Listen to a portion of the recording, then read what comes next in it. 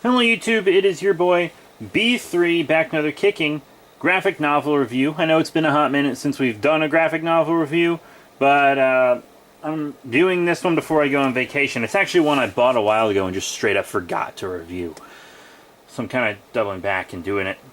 And I'll be reviewing a lot more when I go on vacay, because I'm going to read a lot of graphic novels on my vacay probably. So yeah, today we are looking at the Boom Studios Power Rangers Tale of the Dragon graphic novel. This one's not a collection of issues. This one actually is a straight-up graphic novel. So it takes place after Power Rangers S.P.D., several years after Power Rangers S.P.D. So you'll probably want to watch Mighty Morphin and S.P.D. I know most of you have probably seen Mighty Morphin, and I wouldn't say you have to watch all of Mighty Morphin. But you definitely should watch all of S.P.D. before you read this. Because I know not everyone's seen S.P.D. Even though it's one of my favorite seasons, so I highly recommend it. So it's in the future. Tommy Oliver is an old man. Have you ever read Old Man Logan or Old Man Hawkeye? Or anything like that? It's like that. It's Power Rangers' version of that, except it's less dark and bloody. This is a book that I would read with kids, but it is meant for perhaps an older audience.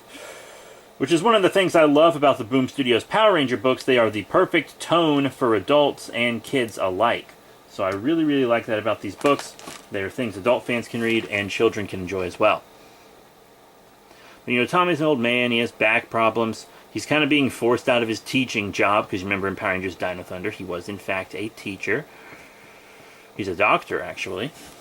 So, you know, Catherine, his wife, who was the Pink Ranger, the second Pink Ranger back in the day, she goes to, like, another planet, because she is still a teacher.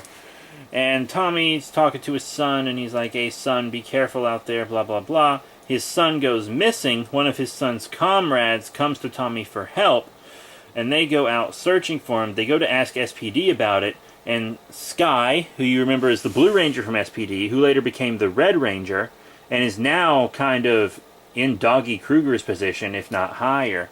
So he's really leading this division of S.P.D. And he's this new Ranger now that we don't really see. You can look up images of it online. I don't know its name because he never really morphs into that Ranger or does anything in this book. It was just kind of a promotional thing.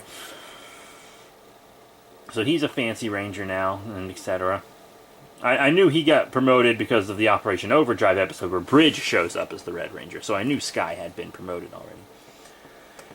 But they all go, and the S.P.D. won't tell them anything. He was like, "My son left S.P.D., and you never told me, Sky. I thought we were goalies. My son never told me. No one ever told me he left S.P.D. S.P.D. seems like they're covering something up." And later, they find Tommy's son is actually selling these crystals to gangsters, and they're one-time, basically, morphers. You, like, crush the crystal, and then you turn into, like, a bootleg Power Ranger. And it looks pretty cool. He turned into, like, a bootleg Dragon Ranger from Mighty Morphin, and it was pretty dope. And Tommy ended up fighting his own son, and Tommy is using his Master Morpher that was in the Anniversary Special in Power Rangers Super Ninja Steel. The one that allows him to turn into any of the Rangers he's previously been.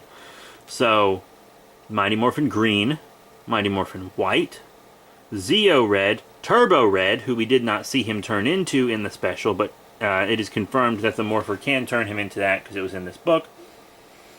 And of course, my favorite, Dino Thunder Black. But the Morpher is very old, it's damaged, and every time he uses it to morph, it destroys the power coin that he used. So he can morph into each one of these Rangers exactly once, which I think was a very good move on the writer's part. It made it a lot more interesting, made the risks a lot higher, and it ensured that we would see every one of the Rangers. So then eventually, they think that Rita is behind all of it. They think she's gone back to her evil ways, and there's going to be spoilers from this point onward. Well, there were already spoilers, so there's going to be even more spoilers from this point onward, like real spoilers that matter. So it turns out it's not Rita. I kind of knew it wouldn't be because she was the Mystic Mother and everything, so she obviously stuck to being one of the one of the heroes.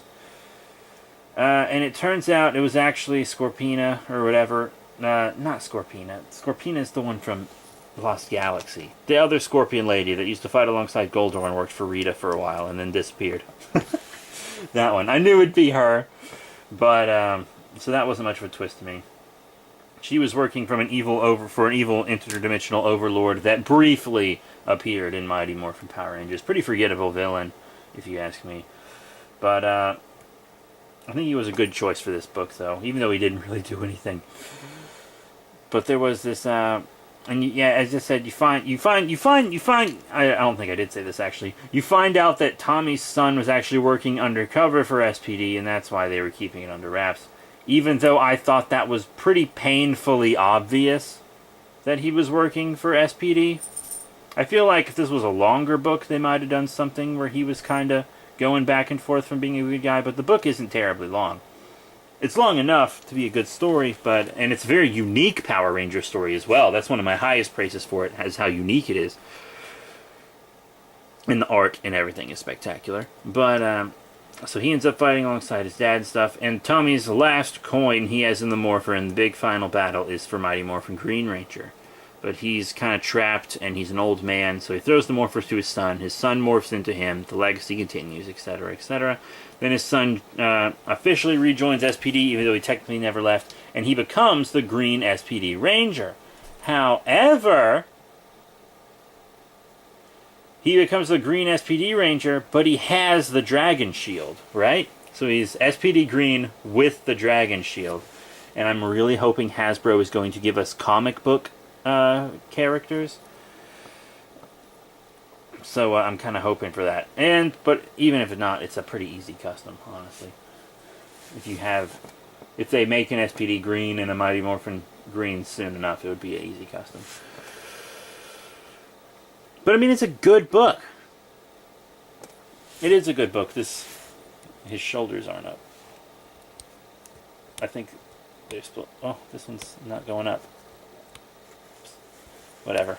So, should you read this book? Yeah. It's a pretty dope book. I very much enjoyed it. I will read any Power Ranger book that Boom Studios releases. Any of them.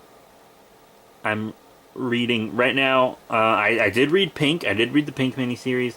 I am reading Mighty Morphin Power Rangers single issue, but I will be reviewing the trades for it as well. And I'm reading Go-Go Power Rangers via trades, and I've already reviewed all the Go-Go Power Ranger trades that have come out so far at the time of recording this. I mean, tomorrow's Tuesday, and on Tuesday and Wednesday, lots of trades like to drop, so we'll see if Volume 3 drops soon, but it shouldn't. So that's it. Thank you all very much for your support. Remember to rate, comment, and subscribe. Check out all the cool links in the description below, Facebook, Twitter, etc. And I will be seeing you all later.